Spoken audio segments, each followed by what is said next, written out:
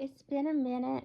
Happy 2023 to everyone. I hope it's a banner year for all of us, and I hope this is the year that Frankie and his family maybe finally get some justice. I have been, I'm an introvert at heart, so I'm kind of just been in quiet mode. I've been reading, spending time with the family, kind of reflecting, doing some self reflecting, which I think is always good to do, especially when a new year is upon us. Well, it's here actually. So that's kind of where I'm at. And, you know, making videos, like I said, this is a hobby for me. This is not something I'm trying to make a career out of. I'm not trying to grow my channel. So, and it's not something that comes naturally for me. And so when I'm feeling kind of, my anxiety level's been pretty high recently too. And so when I'm feeling anxious and kind of introverted, I don't really feel compelled to make videos. Uh, but then, I have times when, you guys have seen me. I'll make a video a day, a couple of videos a day. So it really just depends on my mood.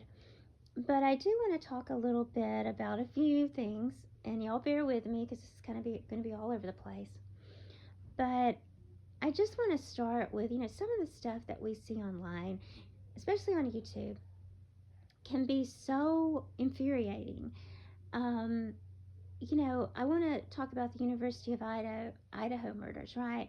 And the armchair detectives who were just so sure that it was the ex-boyfriend or it was the guy in the hoodie. And these people are invading these innocent people's lives, right?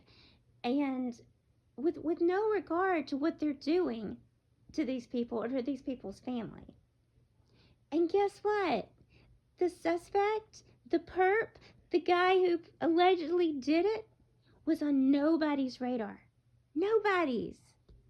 And you would think, okay, well maybe this will make these amateur detectives take a moment and say, you know what, let's not do this again. Let's not speculate. Let's not spread rumors. Let's not point the finger at innocent people. But will it? No, it won't. It won't. And so, it's kind of like with Armchair Detective. It's the same thing. I mean, we've seen it for 4 years. It doesn't matter how many times this man is debunked, he sticks to his false narrative with no qualms about it. Hey, it makes me money. I get views. This is what I'm going to do. And I don't care who I hurt in the process. If I put Nicole's life in danger, oh well. If the family is, if I'm re-victimizing the family over and over again, oh well. As long as I'm making money to feed my gambling addiction, who cares? It's all about me. So I just find it, oh God. And here's the thing, I watch a lot of commentary channels, and there's one thing I've noticed. There's this trend now where people are speaking out against mommy bloggers. And while I understand the reasoning behind that, right? I think some people have taken it to a level that's just ridiculous. Like the Dad's Challenge podcast, for example. Like, it's not enough for this guy to say in a respectful way, hey, maybe you want to reconsider putting your kids on the internet. That's not what he does. He demeans the women that he talks about. He nitpicks over the stupidest stuff. Now, I'll give you an example. One of these blogging families, they made sandwiches to donate to the homeless. So instead of focusing on the fact that, hey, that's a nice thing to do, he focuses on how the mom prepared the sandwiches and what she did wrong. Okay, that is just going too far in my opinion. Okay, at this point you're just mommy shaming. You're no better than, and plus, but your content just brings awareness to their blogs, and people go, let me go check this out, right? So more people watch. And then I think, well, is that what I'm doing with Armchair Detective? Are we just, helping grow his fan base? I don't know. But I'll tell you this, I have always strived on this platform to draw a line between his content and his personal life. Now, I just said something about his gambling addiction, so that to me is going too far, and I shouldn't have said it. But I think there's a way that we can be respectful and voice our opinions without trying to absolutely destroy, demean, and ruin somebody's life. But again, when you see people like Armchair Detective, who has no qualms about trying to ruin Nicole's life, right? Or he has no qualms about hurting the Rusacks, you think, oh, it's so infuriating. But if we go to his level, then we're no better than him. And so I don't know, y'all. It's just the internet sometimes. I think I was happier when I was just like on Instagram and Twitter, because there's just been so much drama in this whole YouTube realm. And you see it in every community, right? The true crime community, you see so much drama there. You see the tragedy pimps. Like, there's two segments of the true crime community, right? There's the tragedy pimps, and then there's people who are actually trying to make a difference. But the tragedy pimps kind of ruin it for everybody, I think, because they give the true crime community a bad name. And I think with the commentary community, these anti-mommy bloggers are starting to give the commentary community a bad name because, again, they're taking it too far. Some of these people want these women to lose their children. I mean, what the heck?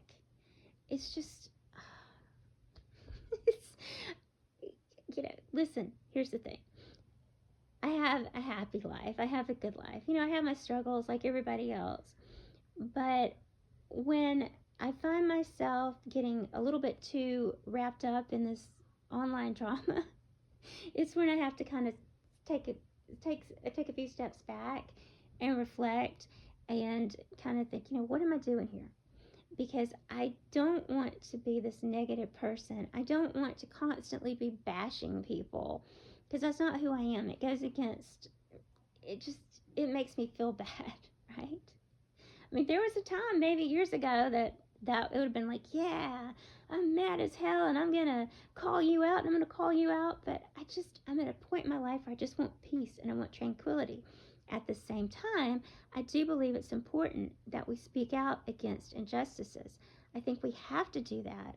And not only online, but offline. I think it's important that we give to charities, that we volunteer, that we have a heart for people.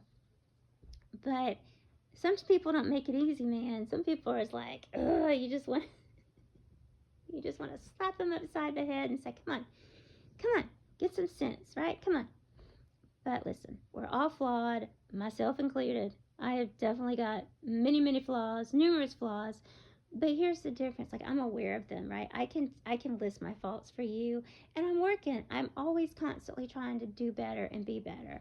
And I think what's so frustrating is that when you see people who aren't trying to do better, right?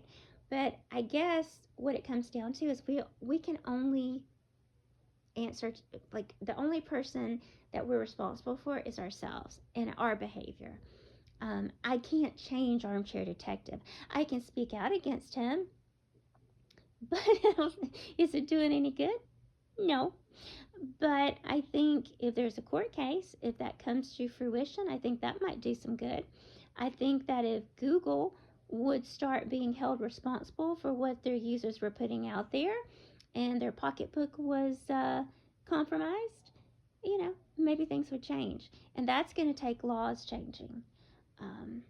So, anyway, what the world needs now is chocolate, sweet chocolate. Anyway, y'all, my cat's looking at me like, you're an idiot. That would be a truism. That would be a truism.